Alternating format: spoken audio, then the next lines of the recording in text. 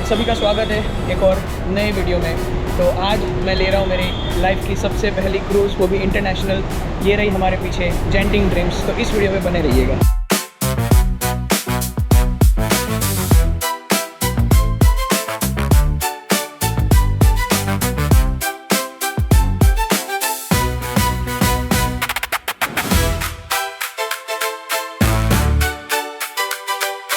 So finally we are boarding the cruise. Almost 2 घंटे बाद चाबी मिल चुकी है। Mummy excited? अरे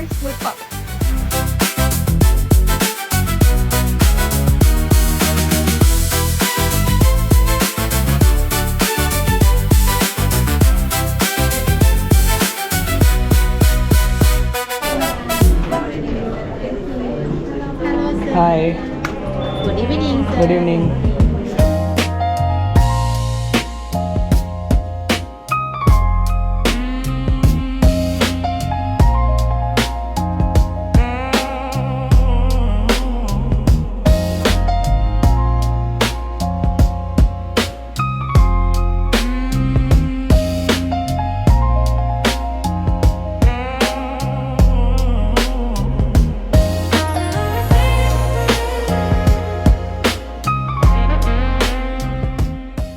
तो यहाँ पर इस क्रूज़ में हर जगह पर कहीं ना कहीं सॉन्ग्स चल रहे हैं कॉपीराइटेड। तो शायद मैं इसमें कुछ ज़्यादा बता नहीं पाऊँगा, बट मैं वॉइस ओवर डाल दूँगा और बाकी बी रोल चलते रहेंगे अपने बैकग्राउंड म्यूज़िक के साथ। तो है अपना रूम 10th फ्लोर पर।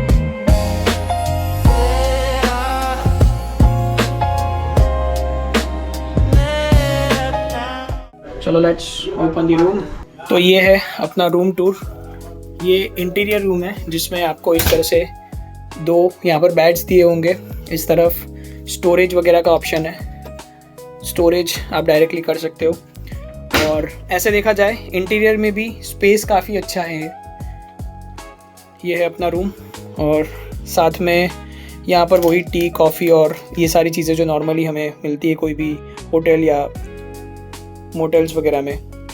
इंटरकॉम दिया हुआ है, पानी की 2 बॉटल्स दी हुई है, बाकी बैठने के लिए यहाँ पर जगह दी है और प्लस यहाँ पर टीवी भी दिया हुआ है। और इस तरफ दिया हुआ है लॉकर, यहाँ पर 2 लॉकर्स दिए हुए हैं अलग अलग।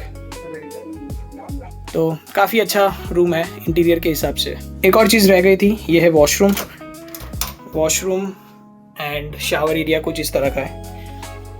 क्रूज़ के हिसाब से देखा जाए तो काफ़ी प्रीमियम क्वालिटी और हाइजीन प्लस स्पेशियस भी है। तो ये है पूरा अपना इंटीरियर रूम। बाथरूम का भी एक बेसिक टूर दे देता हूँ। अंदर की तरफ आपको बॉडी वॉश और सारी चीज़ें मिल जाएगी। इस तरफ टिश्यू दिए हुए हैं, paste, brush, I guess brush नहीं, इसमें सिर्फ ब्रश एंड पेस्ट दोनों दिया हुआ है। और यहाँ पर भी आपको फेस हैंड वॉश करने के लिए स्पेशली दिया हुआ है। और अगर आपके पास कोई शेवर या ट्रिमर है, उसको अगर प्लग इन करके चलाना है तो उसके लिए भी ऑप्शन है। टॉवल्स वगैरह दिए हुए हैं। तो ये सिर्फ मैं बेसिक बता रहा हूँ। यहाँ पर ये बेसिंग वगैरह है। नीचे की तरफ ट्रैश बॉक्स दिया हुआ है, यहाँ पर कुछ स्टोरेज है, नैपकिन्स है।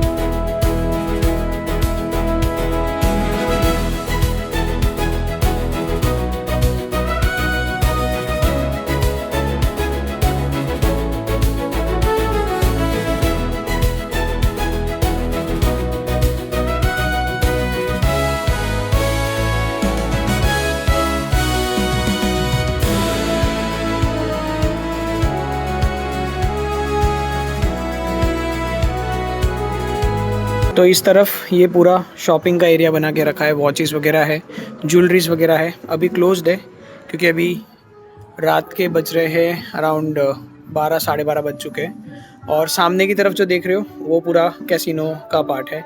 ऊपर नीचे 3 फ्लोर पर है, नीचे है ये वाला मिड वाला फ्लोर है, इसके ऊपर भी लोग खेल रहे हैं। अभी मैं आया हूँ डेक नंबर 17 पर। रात के बज रहे 12:10, पूरा सुनसान है और इस तरफ देखोगे तो कुछ भी नहीं दिखेगा, सिर्फ समुद्र है, पानी और पानी ही दिखेगा। अभी ये जो अपर डेक है पूरा खाली है। थोड़ी देर पहले मतलब जब डिनर का टाइम था तब सभी लोग यहीं थे क्योंकि डिनर के लिए इसी तरफ था, नीचे की तरफ। और यहाँ पर ये कुछ राइड्स वगैरह भी है जो पर्टिकुलर टाइमिंग्स पे ही स्टार्ट होती है, जैसे कि कल मॉर्निंग का इसका कुछ टाइमिंग फिक्स्ड है। और इस तरफ भी सारी राइड्स देखने मिल जाएगी।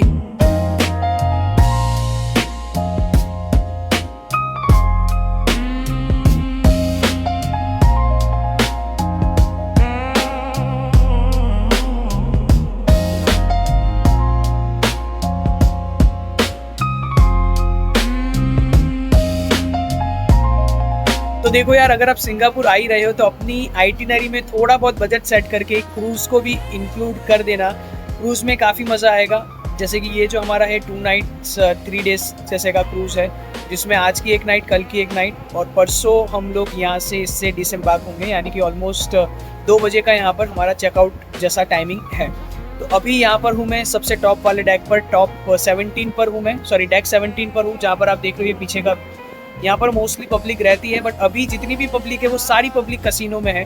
और स्पेशली वहाँ पर मैंने देखा कि जितने भी चाइनीज़ लोग हैं, जितनी भी चाइनीज़ पब्लिक है, सब कसिनो में है। इंडियंस आपको कसिनो में बहुत कम दिखेंगे, सब थोड़ा बहुत खेल रहे हैं। बट यार लिटरली मैंने चाइना वालों का जो गेम देखा है वहाँ पर, अनबिलीवेबल। वो लोग यार नोटों की गड्डियाँ लेकर आ रहे हैं, $100 डाल रहे हैं एक साथ, और काफ़ी लंबा गेम खेल रहे हैं वहाँ पर। तो वो है कि यार वो अपनी लाइफ उस तरह से जी रही है। ये यहाँ पर इसके कसिनो में आकर ये चीज़ देखी है। और बाकी 3 फ्लोर जो थे वो पूरे कसिनो के थे, तो मोस्टली जो भी क्राउड है वो कसिनो की तरफ है। और यहाँ पर कुछ बार्स वगैरह है, जो ड्रिंक्स वगैरह करते हैं वो लोग बार्स वगैरह में बैठे हुए हैं। बाकी लोग यहाँ पर बस, ये बहुत अच्छी ठंडी हवा चल रही है अभी ऊपर, तो मैंने सोचा चलो एक वॉक लेकर आते हैं। तो ये है कुछ क्रूज़ का माहौल। ऊपर अभी 12:30 बज रहे हैं अप्रॉक्स, और ये अपर डेक है, डेक नंबर 17 पर हूँ मैं।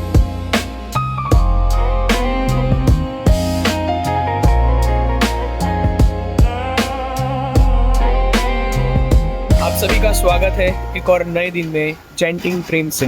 तो अभी हम फ़िलहाल पहुंच चुके हैं मलेशिया, और अभी सुबह के बज रहे हैं लगभग 7:20 साढ़े 7 जितना बज रहे हैं।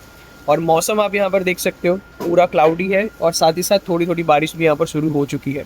अभी तक प्रॉपर सनराइज़ हुआ नहीं है, और मैं देख सकता हूँ यहाँ पर लोग बाहर निकलना शुरू हो चुके हैं क्योंकि मौसम काफ़ी अच्छा है। और इस तरफ जो है ये सारी राइड्स, पीछे की तरफ राइड्स और एक्टिविटीज़ वगैरह आप धीरे धीरे करके स्टार्ट हो जाएगी। सबका एक पर्टिकुलर टाइम है। अभी हम जाएंगे ब्रेकफास्ट के लिए। कल एक पॉइंट जो था वीडियो में वो बताना रह गया, डेट वाज रिगार्डिंग डिनर के बारे में, और जो यहाँ पर इंडियन फूड अवेलेबल है यानी या वेज ऑप्शंस कैसे अवेलेबल है, कितने अवेलेबल है। तो बेसिकली यहाँ पर आपको सारे ऑप्शंस मिल जाएंगे वेज में, यानी कि अगर आप प्योर वेजिटेरियन हैं आपको कोई टेंशन लेने की ज़रूरत नहीं, क्योंकि यहाँ पर एक पूरा सेक्शन ही सेपरेट बनाया हुआ है वेजिटेरियंस के लिए, जहाँ पर सिर्फ वेज फूड ही मिलता है। तो 3 डाइनिंग यहाँ पर एरिया है। जो मेन, जो सबसे पहला और जो सबसे बड़ा है वो है 16th फ्लोर पर, जहाँ पर मैं अभी हूँ, यानी 16th डेक पर है, जहाँ पर अलग अलग है नॉनवेज का, हलाल का और वेजिटेरियंस का। तो वेजिटेरियंस में आपको सारे ऑप्शन मिल जाएंगे खाने पीने के लिए, तो बिल्कुल टेंशन लेने की ज़रूरत नहीं है। और प्योर वेज मिलेगा और काफ़ी टेस्टी खाना था। तो ये कल एक पॉइंट जो था वो मैंने वीडियो में शायद बताया नहीं था। तो जो भी वेज या जैन खाते तो आपको यहाँ पर ऑप्शंस मिल जाएंगे। नीचे वाला जो है ये है 16 डेक, उस तरफ अंदर की तरफ है हमारा डाइनिंग एरिया। 16 से आप डायरेक्टली 17 पे यहाँ से चल के आ सकते हो, और ऊपर जाना हो वो 18 है और ये 19 है। 19 पे जाकर आपको काफ़ी अच्छा व्यू मिलेगा। अगर फ़ोटोज़ वगैरह क्लिक करवाने तो ये स्पॉट काफ़ी अच्छा है, और क्रूज़ का पूरा व्यू देखना हो तो भी ये स्पॉट काफ़ी अच्छा है, बिकॉज यहाँ से आपको ये पूरे क्रूज़ का व्यू और फोटो काफ़ी अच्छा आएगा। तो यहाँ पर मैंने अभी एक क्रू मेंबर को पूछा था रिगार्डिंग मलेशिया की, जैसे कि अभी हम मलेशिया में पहुँचे तो हम भी जा सकते हैं या फिर जो पर्टिकुलर जिनका स्टॉप है वो ही जा सकते हैं। तो उन्होंने बताया कि नहीं, अगर आपको जाना हो जा सकते हो, और वैसे भी इंडिया के लिए वीज़ा फ्री है तो वो कोई टेंशन वाली बात नहीं है। बट फिलहाल अभी हम नहीं जाएंगे क्योंकि हमारा ऑलरेडी मलेशिया हो गया है, और जो क्रूज़ है वो यहाँ पर बीच में ही रहेगा। अगर आपको जाना हो मलेशिया तो उसके लिए छोटी बोट यूज़ करनी पड़ेगी, जो कि अभी क्रू मेंबर ने बताया। तो शायद जिन भी लोगों का यहाँ पर लास्ट स्टॉप होगा, मतलब कि जिनको मलेशिया में ही उतरना है, वो यहाँ पर ही उतर जाएंगे डिसम्बार्क होके, और शायद वापस से सिंगापुर के लिए जर्नी वो कंटिन्यू नहीं करेंगे। तो अभी मलेशिया के लिए ये अनाउंसमेंट हो रहा है कि मलेशिया में उतरने वाले जितने भी गेस्ट हैं उनके लिए मलेशिया का जो डिजिटल अराइवल कार्ड है वो फिलअप करना ज़रूरी है। तो मेन अनाउंसमेंट वो है। तो अगर आप भी प्लान कर रहे हो मलेशिया आने का, यानी कि सिंगापुर से मलेशिया बाई क्रूज़, तो मेक श्योर करना अपना जो डिजिटल अराइवल कार्ड है वो पहले से आप फिलअप करके आइएगा, तो आपके लिए थोड़ा सा ईजी हो जाएगा यहाँ पर इमिग्रेशन क्लियर करना। वरना यहाँ पर कैसा है कि आप अराइवल कार्ड फिलअप तो कर सकते हो बट इंटरनेट अवेलेबल नहीं है, और कुछ पर्टिकुलर यहाँ के जो वाईफाई है, यानी कि जो क्रूज़ के वाईफाई, वो कुछ पर्टिकुलर गवर्नमेंट वेबसाइट पर ही चलते हैं। जैसा कि अब हम वापस से जब सिंगापुर जाएंगे तो हमें वापस से सिंगापुर का डिजिटल अराइवल कार्ड फिलअप करना कंपलसरी है। जब हम यहाँ पर बोर्डिंग कर रहे थे तभी हमें बोला था कि आपको डिजिटल अराइवल कार्ड फिलअप करना है, तो आप पहले से फिलअप करके रखिएगा। और यहाँ पर जब आए तब इंटरनेट तो था नहीं, तो मैंने सोचा हम फिलअप कैसे करेंगे। बट क्रूज़ का जो वाईफाई है वो कुछ पर्टिकुलर वेबसाइट के लिए ओपन है, जैसे कि उसमें क्रूज़ का एक पर्टिकुलर वाईफाई जैसे आप कनेक्ट करोगे तो आपके पास एक ब्राउज़र ओपन होगा जिसमें ऑप्शन होगा सिंगापुर का अराइवल कार्ड फिलअप करने का। तो मैंने क्लिक किया, मैंने सोचा चलो चेक करते हैं वर्क करता है या नहीं। तो बाकी कुछ भी नहीं चल रहा, ना व्हाट्सअप ना यूट्यूब ना कुछ, बट वो वेबसाइट अपने आप से ओपन हो गई और फिर मैंने तुरंत ही उसी टाइम ही जो डिजिटल अराइवल कार्ड है सिंगापुर का वो फिलअप कर दिया। तो ऐसा सिस्टम है कि हाँ, क्रूज़ में आप कुछ पर्टिकुलर जो यहाँ की रिक्वायरमेंट वाली जो वेबसाइट्स है वो आप एक्सेस कर सकते हो। तो देखो अभी ब्रेकफास्ट में ये चेन ऑप्शंस भी अवेलेबल है, ये सब चेन ऑप्शंस है।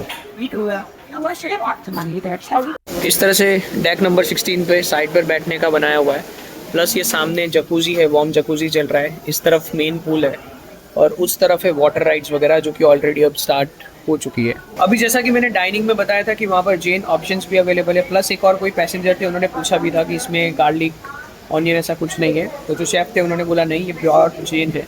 तो अगर आप जैन फूड खाते हो स्पेशली तो आपको यहाँ पर काफ़ी अच्छे ऑप्शन मिल जाएंगे। एंड वेज में तो है ही अच्छे ऑप्शंस, प्लस मील है वो काफ़ी ज़्यादा है, मतलब ये जो बुफ़े है ये काफ़ी बड़ा बुफ़े है और काफ़ी ज़्यादा आइटम्स हैं, तो आप खाते खाते थक जाओगे, बट यहाँ पर जो चीज़ें वो ख़त्म नहीं होगी। तो डेफिनेटली अगर मैं बात करूँ स्पेशली क्रूज़ के खाने की, A1 ग्रेड का खाना है, यहाँ पर टॉप क्लास खाना है, top quality food, top quality चीज़ें वो लोग मटेरियल्स यहाँ पर यूज़ करते हैं खाना बनाने में, ये हमने देख लिया। प्लस फ्रूट्स वगैरह भी है, वो भी काफ़ी फ्रेश एंड काफ़ी अच्छी क्वालिटी के फ्रूट्स, प्लस जो मिल्क या फिर जो आप दूसरे सारे इंग्रेडिएंट्स बोल दीजिए, सारी ही चीज़ें बेस्ट यहाँ पर यूज़ की जाती है। तो जो क्रूज़ का वाईफाई है, जो कि मैंने थोड़ी देर पहले आपको बताया था, जिसमें आप कुछ पर्टिकुलर वेबसाइट्स ही एक्सेस कर सकते हो, तो अभी मैंने पर्टिकुलरली चेक किया कि कौन सी वेबसाइट्स यहाँ पर चेक कर सकते हो, और उसी पोर्टल में सिर्फ वो फ्री वेबसाइट्स की डायरेक्टली लिंक दी हुई है। एक है सिंगापुर का अराइवल कार्ड, जो कि आप डायरेक्टली फिलअप कर सकते हो बिना वाईफाई के, बिना इंटरनेट के। वो जो क्रूज़ का वाईफाई है बस आपको उसी से कनेक्ट करना है। दूसरा यहाँ पर था थाईलैंड का अराइवल कार्ड, और तीसरा यहाँ पर था जो ड्रीम क्रूज़ है, यानी ये जो क्रूज़ है उसकी वेबसाइट। तो बस ये 3 चीज़ आप यहाँ से एक्सेस कर सकते हो फ्री में इस क्रूज़ के वाईफाई को कनेक्ट करके। बाकी जो है क्रूज़ का आइटिनरी वगैरह अगर आपको देखना हो तो वो भी आप एक्सेस कर सकते हो। अभी बज रहे हैं लगभग 12:30 और अभी थोड़ा सा मौसम जो है वो साफ़ हो चुका है, और इस तरफ सारी राइड्स शुरू हो चुकी है, सारी राइड्स चल रही हैं यहाँ पर, और जिनको राइड्स में जाना है वो राइड्स में जा रहे हैं, जिनको नीचे कैसीनो में जाना है कैसीनो चालू है। एक और एडिशन में यहाँ पर बता रहा हूँ कि अगर आप यहाँ पर आ रहे हो तो अपने साथ एक स्विमिंग कॉस्ट्यूम ज़रूर से कैरी करिएगा, ताकि आप ये सारी राइड में एक्सेस कर सको। नॉर्मल कपड़ों में आपको ये राइड्स में एक्सेस करने नहीं देंगे।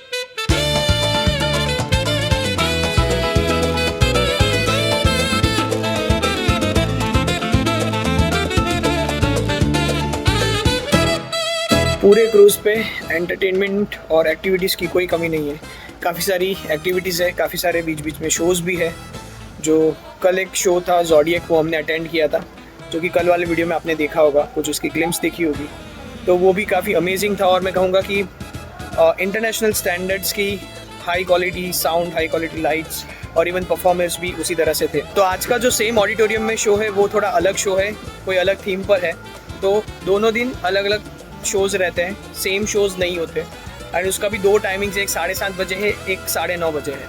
तो देखेंगे जैसे भी डिनर का प्लान होगा उस हिसाब से हम लोग वो शो अटेंड करने जाएंगे। इस तरफ ये है रॉक क्लाइंबिंग, और कुछ जो बड़ी वाली राइड्स है वो इस तरफ है, दोनों तरफ। और यहाँ पर टीटी का टेबल लगा कर रखा है, उस तरफ भी और कुछ एक्टिविटीज़ और गेम्स वगैरह है।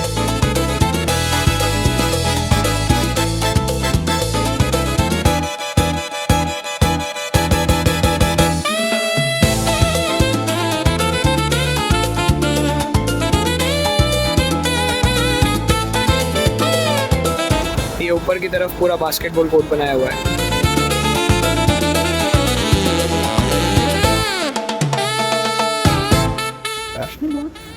ये है 8th फ्लोर, जहाँ पर कसिनो भी है, बार्स भी है, और इसके नीचे वाला और उसके नीचे वाला यानी 7th और 6th दोनों पे कसिनो है।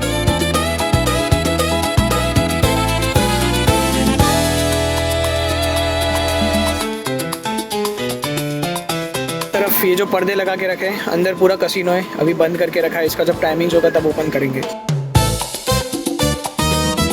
ये जितने भी ब्लैक कपड़े से ढकी हुई ये सारी कसिनो की मशीन्स है, जो 8 बजे ओपन होगी। अभी मैंने यहाँ पे जो सिक्योरिटी थी उनको पूछा था, तो ये जितना पैक किया हुआ है ये सारे कसिनो की मशीन्स है। ये है डेक 6 की दूसरी साइड, जहाँ पर इस तरह से स्क्रीन लगा के रखी है। रात को यहाँ पर मूवी चल रही थी और यहाँ पर एक शो भी होता है।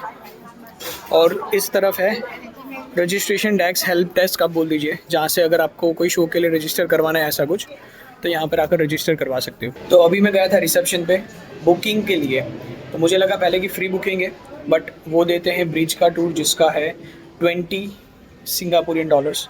तो ये प्राइस आपको पे करना पड़ता है पर पर्सन ब्रिज टूर लेने के लिए। तो वो फ्री नहीं है, वो एक्सक्लूसिव अवेलेबल है। उन्होंने बोला अगर आप लकी हुए तो शायद वहाँ पे कैप्टन भी मिल जाएंगे शिप के। बाकी ब्रिज टूर में ऐसा रहता है कि वो वहाँ पर एक्सप्लेन करते हैं कि कैसे सारा सिस्टम वर्क करता है, कैसे वो लोग नेविगेट करते हैं और भी कुछ चीज़ें। But that is a paid tour. Foam party करके है, फोम पार्टी भी है, वो भी पेड है। बेसिकली जो आपको आइटिनरी मिलेगी, आइटिनरी में ये क्लियरली मेंशन किया होगा, वहाँ पे स्टार लगाया होगा, यानी कि वो पेड एक्टिविटी है। और एक वेदर का लगाया होता है, वेदर का एक सिंबल होता है कि अगर वेदर सही रहा तो ही वो एक्टिविटी होगी। तो जब भी आप क्रूज़ में आ रहे हो तो अपनी आइटिनरी मतलब वो ऑनलाइन ही आपको मिल जाएगी। और यहाँ पे काफ़ी सारी डिस्प्लेस लगा के रखी, वहाँ पे भी चेक कर सकते हो। मैं आपको लाइव बताता हूँ यहाँ पे अगर कोई डिस्प्ले अवेलेबल हो तो। ये देखो इस तरह की यहाँ पे डिस्प्ले लगा के रखी है। यहाँ पर सारी इन्फॉर्मेशंस आप शिप के रिगार्डिंग ले सकते हो, शिप की इन्फॉर्मेशन। और जैसे कि एंटरटेनमेंट में जाओगे तो जो भी शोज़ वगैरह रहेंगे उसकी इन्फॉर्मेशन यहाँ पर आ जाएगी, शोज़, डाइनिंग और जो भी एक्टिविटीज़ वगैरह है उसकी।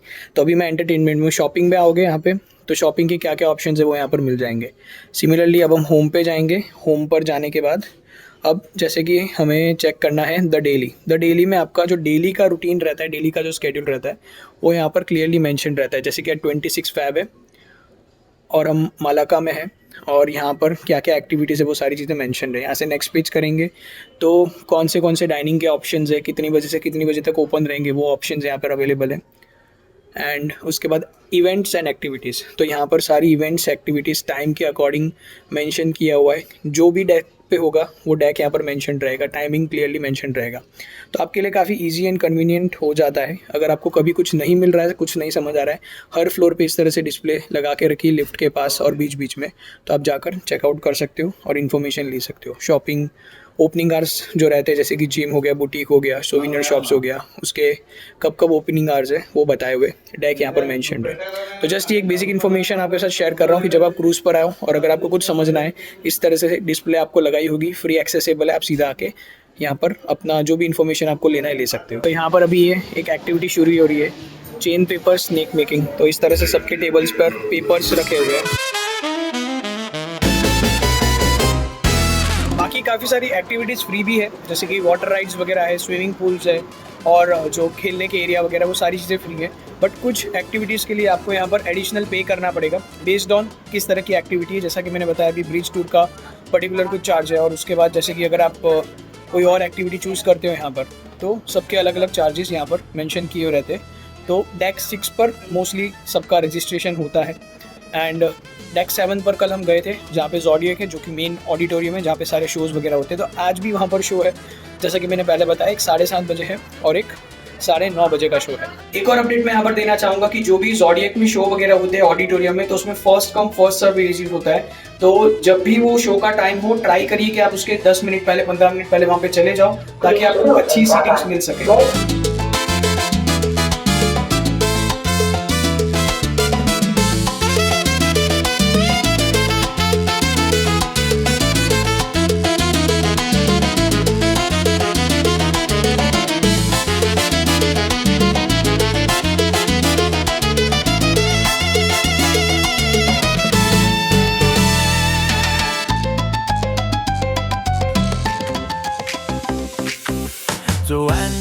新的春联，门口那盏灯亮整夜。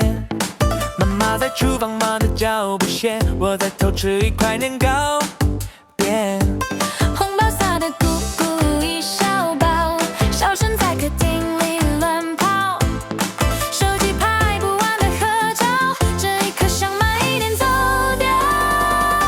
新年一点红点在我的脸上，笑得像烟火，一下就绽放，把所有烦恼收进旧衣箱。这一刻只想跟你一起大声唱。 अभी बज रहे हैं रात के 10 और मैं अभी आया हूँ सबसे ऊपर वाले डेक पे, डेक नंबर 16 एंड 17 पर। यहाँ पर देख सकते हो अभी बारिश जो है वो शुरू हो चुकी है।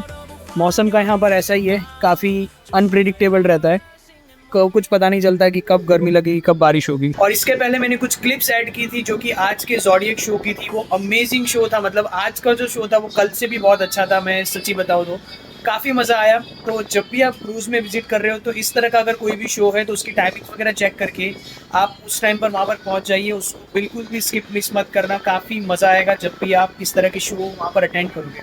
फिलहाल बारिश आ रही है, जैसा कि मैंने आपको इसके पहले वाले वीडियो में बताया, बारिश शुरू हो चुकी है। अभी डेक 17 पर टाइम हो रहा है ऑलमोस्ट 10:05 और कल शिप से जो हमारा डिसम्बार्केशन होगा वो होगा अराउंड 2 बजे।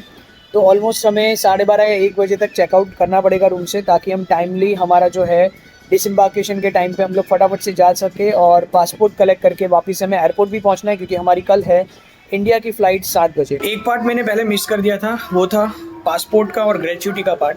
ग्रेच्युटी एक अमाउंट है जो कि आपको क्रूज़ पर आने के बाद पे करनी होती है, जो आपका टिकट होता है। नॉर्मली एजेंट्स वगैरह उसमें इंक्लूड नहीं करते हैं, तो वो वाला जो पार्ट है वो आपको आके पे करना पड़ता है जब आप ऑन बोर्ड आते हो निकलते टाइम, यानी कि जब आपका डिसम्बार्केशन होने वाला है उसके पहले आपको जो भी बिल्स वगैरह रहते हैं वो क्लियर करने पड़ते हैं।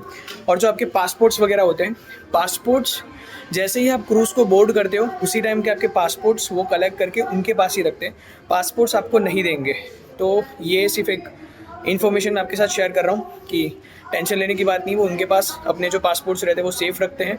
और जिस दिन आपका डिसम्बार्केशन होता है, जैसे कि आज हमारा अभी 2 बजे का टाइम है, तो इन्होंने 10 बजे से जो हमारा डेक है उस डेक पे पासपोर्ट्स का एक काउंटर बना दिया है, जहाँ से आप पासपोर्ट्स अपनी की देकर कलेक्ट कर सकते हो। जब आप की दोगे तब वहाँ पर मेंशन भी होगा कि अगर आपका कुछ पेंडिंग बिल्स वगैरह है तो वो नीचे आपको डेक 6 पर आकर, जो रिसेप्शन का एरिया है वहाँ पर आकर क्लियर करना पड़ेगा। तो ये एक बेसिक प्रोसेस था जो शायद मैंने पहले स्किप कर दिया था। पासपोर्ट पहले कलेक्ट कर लेते हैं, ग्रेच्युटी आपको पे करनी पड़ती है। अब ग्रेच्युटी का अमाउंट कितना होता है वो मैं बता देता हूँ।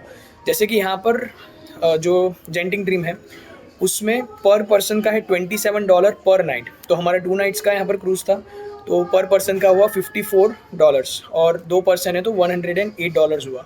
तो उस तरह से $108 अभी जस्ट मैं पे करके आया, और वो इसके साथ ये रिसिप्ट भी देंगे आपको पे करने के बाद। तो ये आपको लास्ट में पे करना होता है, पहले पे करना नहीं होता है। और काफ़ी सारे जो एजेंट्स होते हैं या फिर जब आप बुकिंग करवाते हो तब भी आप ये ग्रेच्युटी अमाउंट पे कर सकते हो। और एग्जैक्टली जो ग्रेच्युटी अमाउंट होता है वो होता है क्रूज़ का सर्विस टैक्स। मैंने अभी पूछा था काउंटर पे कि what this is charge for, तो उन्होंने बोला कि this is the amount charge for service on board. तो ये बेसिकली सर्विस टैक्स या टिप्स वगैरह बोल दीजिए, उस तरह का ये टैक्स ये चार्ज करते हैं। एंड इट इज़ कंपलसरी और सभी गेस्ट के लिए, ऐसा नहीं कि कोई पर्टिकुलर रूम की कैटेगरी है, सभी कैटेगरीज़ के लिए ग्रेच्युटी अमाउंट फिक्स रहता है। प्लस जो इंटीरियर रूम है उनका कम रहता है, फिर उसके ऊपर के जो रूम होते हैं उसका थोड़ा बहुत ज़्यादा रहता है। तो डिपेंड करता है कि आप कौन सी कैटेगरी का रूम ले रहे हो, उस अकॉर्डिंग जो आपका ग्रेच्युटी का अमाउंट है वो बनता है।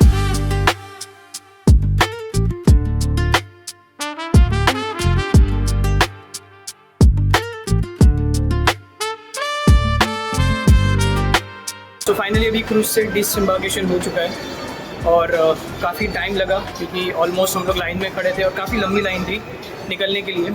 ऑलमोस्ट लगा हमें 40-45 मिनट लग गए बाहर निकलते हुए। तो जब भी आप क्रूज़ एग्ज़िट करने वाले हो तो थोड़ा प्रायर ही जो डेक आपको असाइंड हो वहाँ पर आ जाना डिसम्बार्केशन के लिए। तो मम्मी कैसा रहा क्रूज़ का एक्सपीरियंस? अरे बहुत अच्छा रहा, मज़ा आया? ड्रीम कि मुझे क्रूज में जाना है और यश आज मुझे सिंगापुर क्रूज में लेके आया। मैं इंडिया का सोच रही थी बट मैंने इंटरनेशनल किया। हमने सोचा था पहले कि I am so happy India का जो कॉर्डिलिया है उसमें जाएंगे, बट कोइंसिडेंस और आपके आशीर्वाद से हम लोग सीधा सिंगापुर पहुंच गए। तो अभी क्रूज से निकलने के बाद होगा हमारा कस्टम्स, इमिग्रेशन, सारा प्रोसेस। तो ये है चांगी एयरपोर्ट, सिंगापुर का बेस्ट अट्रैक्शन भी बोल सकते हो। ये डिस्प्ले आपने कई सारी रील्स, वीडियोस वगैरह में देखी होगी।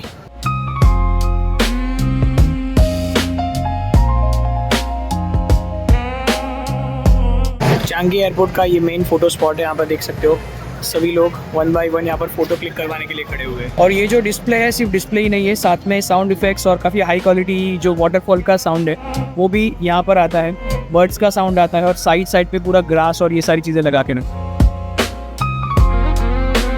हमारा ऑटोमेटेड गेट से जो था इमिग्रेशन हो गया और अभी हम आ चुके हैं ड्यूटी फ्री वाले एरिया में।